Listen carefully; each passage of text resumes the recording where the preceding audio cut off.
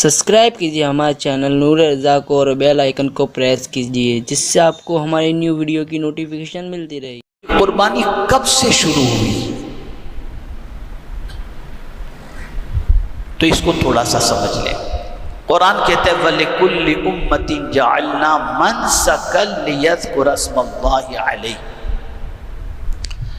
مَا رَزَقَهُم مِّن بَهِیمَةِ الْأَنْعَامِ۔ ہر امت کے لیے اللہ عز و جل نے قربانی رکھی۔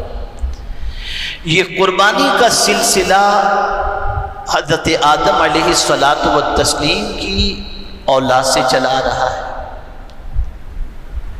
ہر امت میں قربانی رہی ہے، لیکن قربانی کا تصور، قربانی کا طریقہ، قربانی کا معاملہ جدا جدا رہا۔ اس دور میں جو قربانی کی سسٹم تھی وہ جدا تھی، اور اس کے بعد حضرت ابراہیم علیہ الصلاۃ والتسلیم اور اس کے بعد پیغمبر رحمت صلی اللہ تعالی علیہ وسلم کہ دور پاک کی قربانی کا سلسلہ جو ہے وہ آپ کی نگاہوں کے سامنے ہے۔ حضرت آدم علیہ الصلاۃ والتسلیم کے دو بیٹے تھے، حابل اور قابل۔ دونوں میں جھگڑا ہوا، ایک عورت کو لے کر القیمہ کی وجہ سے۔ قابل نے کہا اس پر میرا حق ہے، میرے لیے یہ حلال ہے۔ حابل نے کہا میرے لیے۔ تو اب اس زمانے میں حق کو ثابت کرنے کے لیے کہ کون صحیح ہے کون صحیح نہیں، اس کے لیے قربانی دی جاتی، اور قربانی کے لیے کیا کیا جاتا کہ جو قربانی دی جاتی اس قربانی کو ایک پہاڑ پر رکھ دیا جاتا۔ دونوں قربانی دیتے، دونوں کی قربانی پہاڑ پر رکھی جاتی، اور قربانی کی قبولیت کی دلیل یہ ہوتی کہ آسمان سے بغیر دھوئے والی ایک سفید آگ آتی جس کی قربانی کو جلا ڈالتی، گویا اس کی قربانی قبول ہے، اور جس کی قربانی نہ جلتی تھی گویا اس کی قربانی رد ہے۔ یہ تفسیر کے اندر ہے، میں کوئی قصہ کہانی نہیں سنا رہا ہوں۔ تو جب دونوں نے قربانی پیش کی تو ایک کی قربانی کو اللہ نے قبول فرمایا، یعنی سفید آگ آسمان سے آئی اور آ کر کے اس قربانی کو جلا دی۔ اس سے واضح ہو گیا کہ یہ قربانی اس کی قبول ہو گئی۔ اب جس کی نہیں جلایا اس کے دل کے اندر حابل کے لیے نفرت اور عداوت پیدا ہوئی، اور اس کے بعد قابل نے حابل کو قتل کر دیا۔ تو اس زمانے میں قربانی کی قبولیت کی ایک علامت تھی، اور وہ علامت یہ تھی کہ آسمان سے آگ آتی اور جلا دیتی، گویا قربانی قبول ہو گئی۔ لیکن اللہ نے امت مصطفیٰ صلی اللہ علیہ وسلم پر کرم فرما دیا کہ اس کی قربانی قبول ہے یا نہیں یہ اللہ کسی پر ظاہر نہیں کرتا، وہ جانے، اس کا کرم جانے، جس کی چاہے وہ قربانی قبول فرما دے۔ لیکن اللہ نے عیب چھپائے رکھا۔ پھر وہ قربانی جو ہوتی اس میں آگ جلا جاتی، قربانی کا گوشت لوگ نہ کھایا کرتے، لیکن اللہ نے اس امت پر کرم فرمایا، خود ہی قربانی کرو اور خود قربانی کے گوشت کو کھا کر اللہ کا شکر بھی ادا کرو۔ یہ اس امت پر اللہ کے رسول صلی اللہ علیہ وسلم کے صدقہ و طفیل اللہ نے بڑا کرم فرمایا۔ یہ بات اچھی طریقے سے ذہن کے اندر محفوظ کر لیں کہ اگر کوئی شخص اس نیت سے قربانی کرے کہ میں تو مزے سے قربانی کے پائے کھاؤں گا، کلیجی کھاؤں گا، گوشت کھاؤں گا، آج یہ بناؤں گا کل یہ بناؤں گا، اس نیت سے قربانی کرے، اس کی قربانی قابل قبول نہیں۔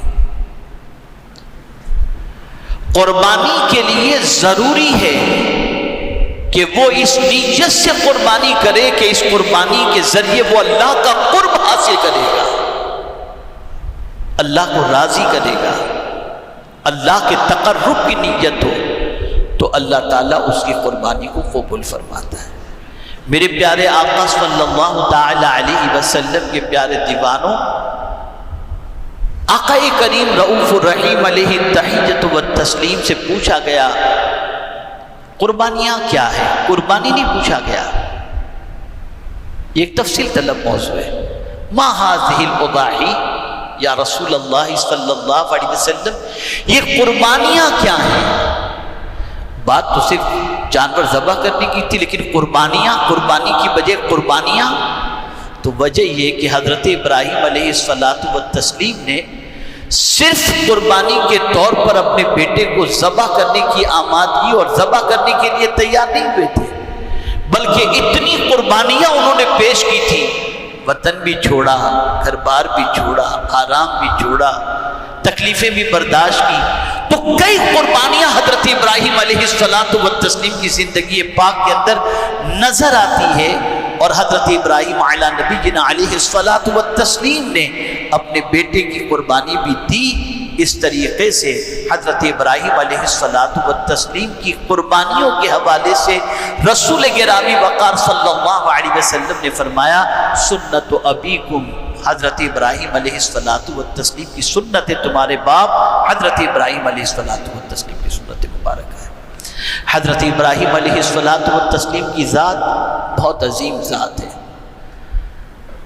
قرآن مقدس میں جن کے اسوہ حسنہ کے حوالے سے فرمایا گیا، جن کے اسوہ کا ذکر کیا گیا، اس میں حضرت ابراہیم علیہ السلام کے اسوہ کا بھی ذکر کیا گیا ہے۔ حضرت ابراہیم علی نبینا علیہ السلام کی ذات بابرکت وہ عظیم ذات ہے کہ معمار کعبہ حضرت ابراہیم علیہ السلام، حج کے لیے بلانے والے حضرت ابراہیم علیہ السلام، آگ میں اللہ کی رضا کے لیے اپنی جان قربان کرنے کا جذبہ رکھنے والے حضرت ابراہیم علیہ السلام۔ تو حضرت ابراہیم علی نبینا علیہ السلام کی ذات بہت عظیم ذات ہے، اور رسول اعظم صلی اللہ تعالی علیہ وسلم حضرت ابراہیم علیہ السلام سے متعلق فرماتے ہیں کہ میں تو دعائے خلیل ہوں، حضرت ابراہیم کی دعا کی شکل میں اس دنیا میں حاضر ہوا ہوں، یہ رسول اعظم صلی اللہ علیہ وسلم فرماتے ہیں۔